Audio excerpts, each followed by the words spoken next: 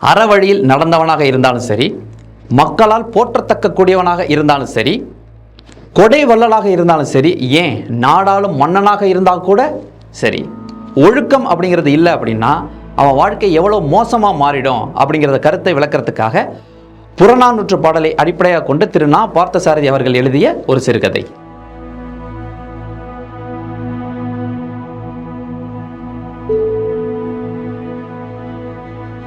புலவர் பரணரால அந்த செய்தியை நம்பவே முடியலை. இந்த செய்தியை பொய்ன்னு சொல்றதா இல்லை அதை படிச்சுட்டு நம்ப மறுக்கிற நம்மளோட மனசை நம்பு அப்படின்னு சொல்றதா அப்படிங்கிற ஒரு சந்தேகமே அவருக்கு எழுந்துருச்சு. ஏன்னா அவ்வளோ மோசமான செய்தியை அவர் படித்தார். அது என்ன செய்தி அப்படின்னா, அந்த செய்தி கொஞ்சம் அருவருக்கத்தக்க செய்தி. கடை 7 வள்ளல்களில் ஒருவனும் மயிலுக்கு பட்டு போர்வை போர்த்தியதால் புலவர்கள் பலரால் பாடும் புகழை உடையவனும் ஆவியக்குடி மன்னனும் வையாவிக்கோ பெரும் பேகன் என பெயரும் பெற்ற அவன் ஒழுக்கத்திலும் பண்பிலும் சற்று கீழே இறங்கியிருந்தான். கற்புலையும் அழகலையும் சிறந்தவளான தன்னோட மனைவி கண்ணகியை விட்டுட்டு தலைநகருக்கு அருகில் இருக்கிற முல்லைவேலு நல்லூர் அப்படிங்கிற ஊரில் இருக்கிற ஒரு அழகியோட அழகுல கட்டுண்டு மயங்கி அங்கேயே கடந்தான். இப்படிங்கிற செய்தியை கேட்டு பரணரால் கொஞ்சம் கூட நம்பவே முடியல. ஏன்னா பேகன் மேலே அந்த அளவுக்கு மரியாதை வச்சிருந்தார் பரணர். கிடைத்த செய்தி உண்மைதானா அப்படின்னு தெரிஞ்சுக்கிறதுக்காக நேராகவே பேகனோட அரண்மனைக்கு போயிருக்காரு புலவர். அங்கே போய் விசாரிக்கும் போது தான் தெரிஞ்சிருக்கு, சில வாரங்களாக பேகன் இங்கே வர்றதே இல்லை, முல்லைவேலி நல்லூர்லேயே தங்கிட்டாரு அப்படின்னு. இந்த செய்தி மேலும் அவரை இன்னும் கவலை கொள்ள செஞ்சிச்சு. கண்ணகியே அங்கே இல்லை, ஏன்னா கணவன் அங்கே இல்லை அப்படிங்கிறதுனால. கொடை பண்பு கொண்ட அந்த பேகன் அடுத்தவங்களுக்காக பொண்ணை கொடுக்கலாம், பொருளை கொடுக்கலாம், ஆனால் தன்னோட மனைவியோட இடத்தை இன்னொரு பொண்ணுக்கு கொடுக்கறதா கொடை? பேகன் ஒழுக்கம் அப்படிங்கிற உயரிய பதவியிலேருந்து வழிக்கு விழுந்துட்டான். கண்ணகி அரண்மனையிலேயே சிறை மாதிரி அடைஞ்சிட்டா அப்படிங்கிறத அவரை பார்த்த அந்த ஒரு செகண்ட்லேயே பரணருக்கு நல்லா தெளிவாக புரிஞ்சிருச்சு. கண்ணகியை அருகில் பார்த்த பரணர் பேகனை நினைக்க ஆத்திரம் அவருக்கு அதிகமாக வந்திருக்கு. பேகனை கொண்டு வந்து எப்படியாவது கண்ணகிட்ட கொடுத்துட முடியும் அப்படிங்கிற செயலை நம்ம செஞ்சுட்டோம் அப்படின்னா நம்ம வாழ்நாள்லேயே மிகச்சிறந்த செயலாக அதை கருதலாம் அப்படிங்கிற எண்ணம் மட்டும் அவரோட மனசுக்குள்ளே உறுதியாக இருந்துச்சு. தான் வந்த காரியம் எல்லாத்தையுமே மறந்துட்டு நேராக முல்லைவேலி நல்லூருக்கு புறப்பட்டார். முல்லைவேலி நல்லூர் அப்படிங்கிறது பேரில் மட்டும் கிடையாது, அந்த ஊர் பூராவே முல்லைப்பூக்கள் எங்குமே கொட்டி கிடக்கு. முல்லைவேலி அப்படிங்கிற பேர் ரொம்ப பொருத்தமாகவே இந்த ஊருக்கு இருக்குது. ஏன்னா அந்த ஊர் நிறையா முல்லைப்பூக்கள் கொட்டி கிடக்கிறது ஒன்று, அங்கே தலையை சூடி வாரி இருந்த பெண்களோட தலையை சுற்றியும் வேலி மாதிரி முல்லைப்பூக்கள் தான் இருந்திருக்கு. அங்கு பெண்கள் சிரித்தா முல்லைப்பூக்கள் கொட்டுது, பெண்கள் வாரி சூடுனா முல்லைப்பூக்கள் மலருது. எந்த ஒரு ஆண்மகனும், ஏன் திட சித்தமுள்ள எந்த ஒரு ஆண்மகனும் அந்த முல்லைவேலி நல்லூருக்கு போனால் அவனது மனநிலை கொஞ்சம் தடுமாறும் அப்படிங்கிற விதமாகவே அங்கே இருக்கிற அழகிகள் இருந்திருக்காங்க. இப்படி ஒழுக்கத்தை அடிமை கொள்ள செய்யும் இந்த ஊருக்கு பேர் நல்லூர் அப்படின்னு பேர் வச்சிருக்கிறது மட்டும்தான் முரணாக இருக்குது. ஏன்னா முல்லைவேலி நல்லூர், முல்லைவேலின்னா ஏகப்பட்ட முல்லைப்பூக்கள் இருக்குது, ஓகே தான். ஆனால் நல்லூர்னு பேர் வச்சுக்கிட்டு இவ்வளோ அழகிகளும் இவ்வளோ திட நெஞ்சமுள்ள ஆணையும் மயக்கிற அளவுக்கு இருக்காங்களே. ஆணாக இருந்தாலும் சரி, பெண்ணாக இருந்தாலும் சரி, ஒழுக்கத்தையும் பண்பாட்டையும் இழக்கிறதுக்கு அழகு பயன்படக்கூடாது.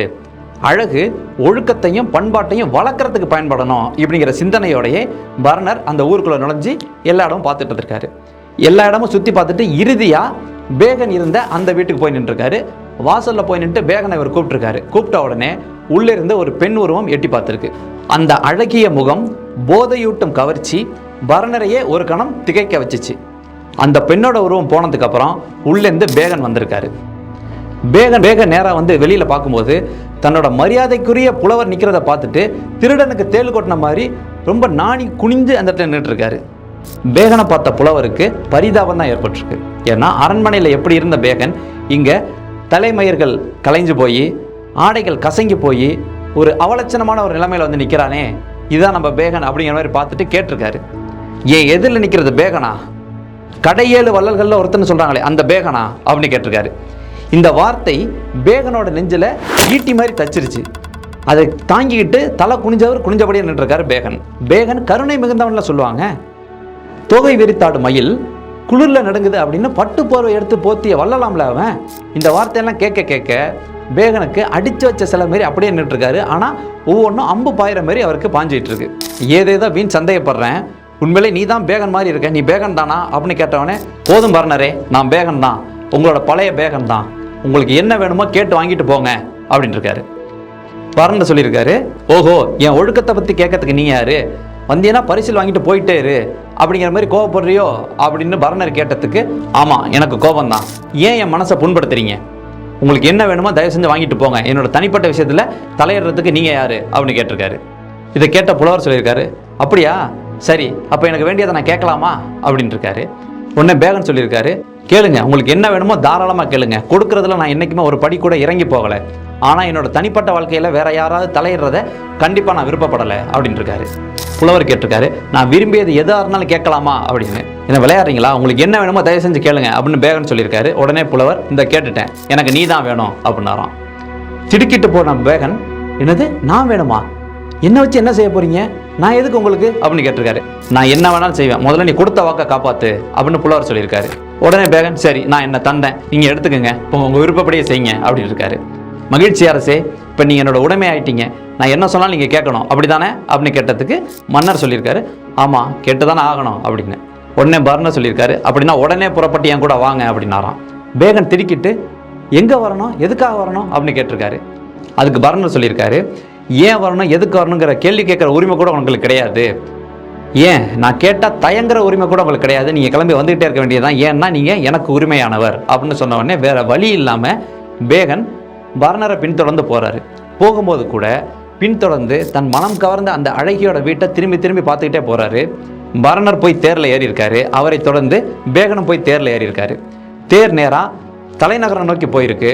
அங்கே அரண்மனை அந்த புறத்தில் பர்னரும் அவரை பின்தொடர்ந்து பேகனும் உள்ளே போயிட்டுருக்காங்க. பர்னரும் அவரை பின்தொடர்ந்து தன்னோட கணவரும் வர்றதை பார்த்த கண்ணகி உடனே எழுந்து நின்று கன்னத்தை தொடச்சிட்டு நின்றுருக்காங்க. பேகனே, எனக்கு சொந்தமான ஒன்றை நான் இவளுக்கு கொடுக்குறேன், இனிமேல் உன்னோட உடலும் சரி உயிரும் சரி உன்னோட உள்ளமும் சரி எல்லாமே இவ ஒருத்திக்கு மட்டும்தான் சொந்தம் அப்படின்னு சொன்னோடனே கண்ணகிக்கு அங்கே என்ன நடந்துகிட்டு இருக்கு அப்படின்னே தெரியல. பேகன் தலை குனிஞ்சபடி அப்படியே நின்றுட்டு இருக்காரு. இவங்க ரெண்டு பேரையுமே மனதார வாழ்த்திட்டு பெருமிதத்தோட, அதோட சாதாரண பெருமிதமாக ஒரு பெண்ணுக்கு அவங்களோட வாழ்க்கையை திருப்பி வாங்கி கொடுத்துருக்காருல்ல, அந்த பெருமிதத்தோட அந்த இடத்துலேருந்து கடந்து போகிறாரு பர்னர். இதோட இந்த கதை முடியுது. கற்பு அப்படிங்கிறது பெண்ணுக்கு மட்டுமல்ல ஆணுக்கும் உண்டு. தன்னோட வாழ்க்கை துணைக்கு துரோகம் செய்கிறது மிகப்பெரிய பாவம். இறுதி மூச்சு இருக்கும் வரை ஒன்றாகத்தான் இருப்போம் அப்படின்னு சத்தியம் உலக மக்கள் முன்னாடி செய்கிறதுக்கு பேர் தான் திருமணம். அதை மீறி நடக்கிறது எவ்வகையில் நியாயம்? பூனையில் சைவம் கிடையாது, ஆண்களில் ராமன் கிடையாது அப்படின்னு வைரமுத்து சார் ஒரு பாடல் எழுதிட்டார். அப்படிங்கிறதுக்காக ஆண்களோட இயல்பே அப்படித்தான் அப்படின்னு சொல்றது எவ்வளவு அருவருக்கத்தக்க ஒரு செய்தி. உடல் அளவில் மட்டும் இல்லை, மனதளவில் கூட உங்களோட துணைக்கு துரோகம் செய்யாமல் வாழும் வாழ்க்கை தான் சிறந்த வாழ்க்கை.